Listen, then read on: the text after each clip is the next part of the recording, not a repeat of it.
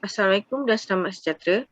Kami akan menerangkan mengenai analisis penerapan ideologi Barat dalam filem Miracle Cell in Number 7. Nama saya Intan Azura binti Muhammad Said. Nama saya Anissa Tikadiana binti Muhammad Zul. Nama saya Nur Syafiqah Mira binti Muhammad Syahari. Seterusnya kami akan menunjukkan trailer filem untuk Miracle Cell in Number 7.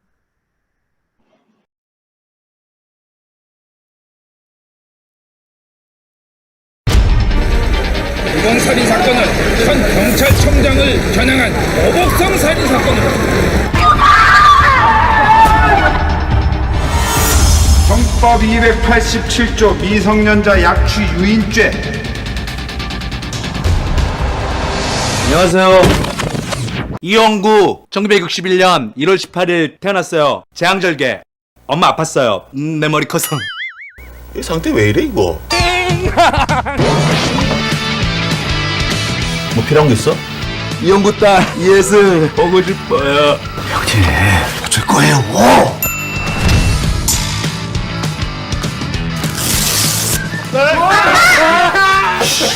고마워요. 여기는 학교예요 학교. 학교 아니야 감옥. 다 나쁜 사람들. 형님 이거 아닙니다. 이러다가 걸리면은 광복절 특사 보고 다 날라간다니까. 와, 예쁘다.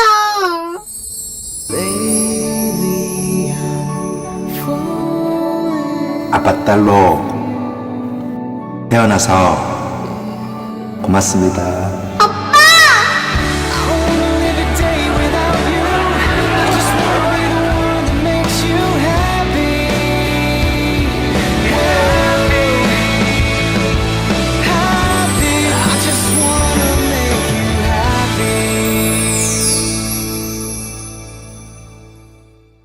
Saya akan menceritakan tentang sinopsis cerita ini. Cerita ini menceritakan tentang seorang bapa, Lee Yong-gu dan anaknya Jisung.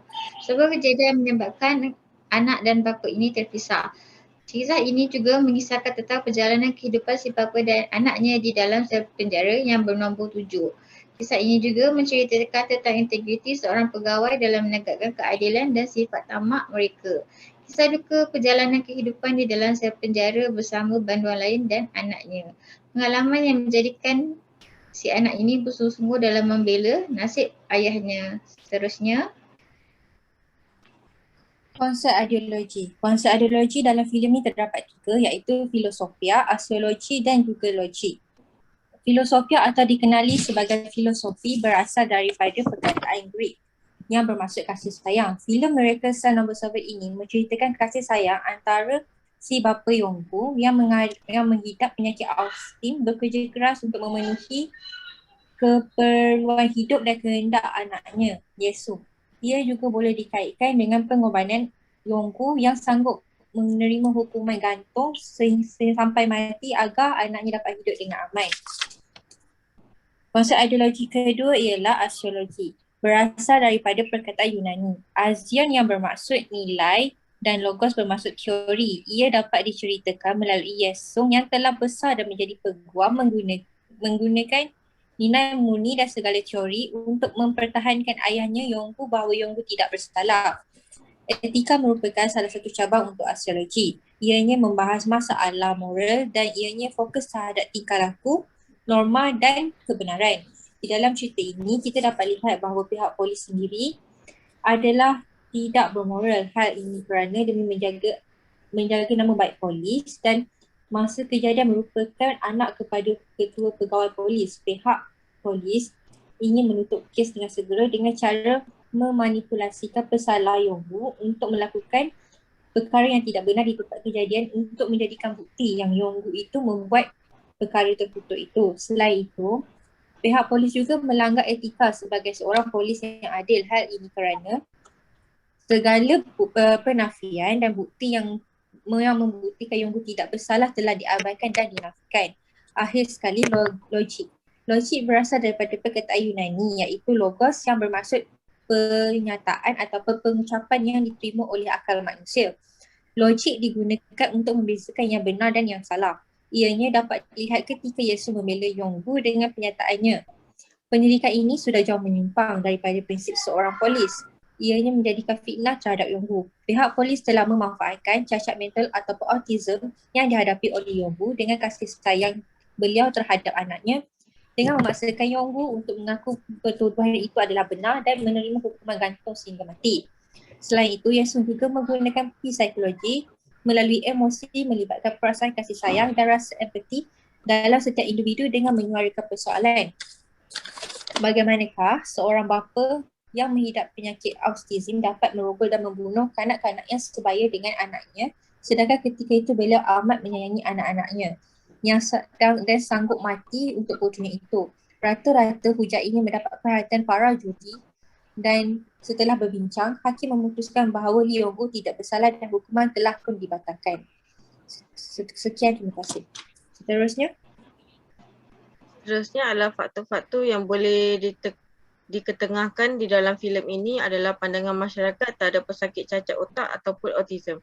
Kita selalu dapat melihat masyarakat sering sekali memandang sinis terhadap pesakit-pesakit autism ataupun cacat otak di luar sana. Masyarakat sering memandang rendah terhadap keupayaan mereka, sedangkan keupayaan mereka tidak dapat dijangka. Dan sesetengah daripada pesakit autism mampu hidup dengan keupayaan mereka sendiri tanpa mengharapkan bantuan daripada orang lain. Seterusnya adalah faktor yang boleh didebatkan dalam filem ini ialah berintegrasi dalam tugasan. Di dalam filem ini kita dapat melihat ketidakjujuran pegawai polis dalam membuat siasatan kes rogol di dalam filem ini. Sepatutnya pegawai polis perlulah menunjukkan nilai-nilai moral yang terbaik untuk dicontohi di kalangan masyarakat.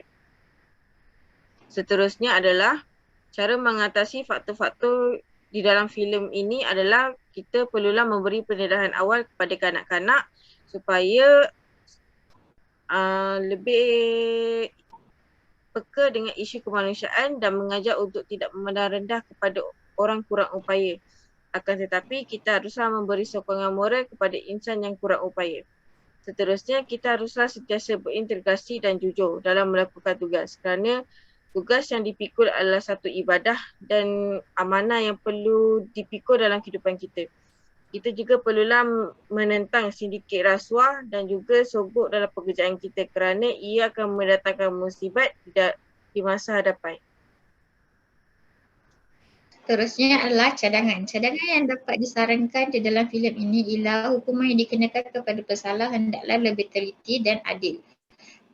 Kedua, sentiasa menyelenggara kamera kawal keselamatan di mana tempat supaya serta kejadian terjadi boleh dirakam dan dijadikan bahan bukti jika berlaku sesuatu kejadian. Seterusnya ialah kanak-kanak tidak seharusnya berjalan seorang diri tanpa ditemani oleh penjaga seperti kanak-kanak yang meninggal itu. Seterusnya adalah kawasan yang berbahaya haruslah diletakkan tanda amaran supaya orang awam boleh lebih berhati-hati. Dan kesimpulan yang dapat didapati di dalam filem ini ialah sikap kejujuran dan amanah dalam pekerjaan kehidupan seharian. Kerana sifat jujur boleh mendatangkan keuntungan dan sifat kebohongan boleh mendatangkan kerugian. Filem ini juga menunjukkan bahawa hukum manusia boleh menggunakan perasaan dan boleh berubah-ubah mengikut emosi dan persekitaraan. Seterusnya adalah kasih sayang antara manusia tanpa mengenal sesiapa pun. Kasih sayang ini dapat dilihat di antara bapa, banduan, anak dan juga pegawai polis. Akhir sekali ialah integriti seorang pegawai yang sanggup menjadikan orang lain sebagai kambing hitam demi meraih simpati seperti pegawai polis itu sanggup menjadikan Lee Yong-gu sebagai kambing hitamnya demi meraih simpati atas kematian anaknya. Terima kasih.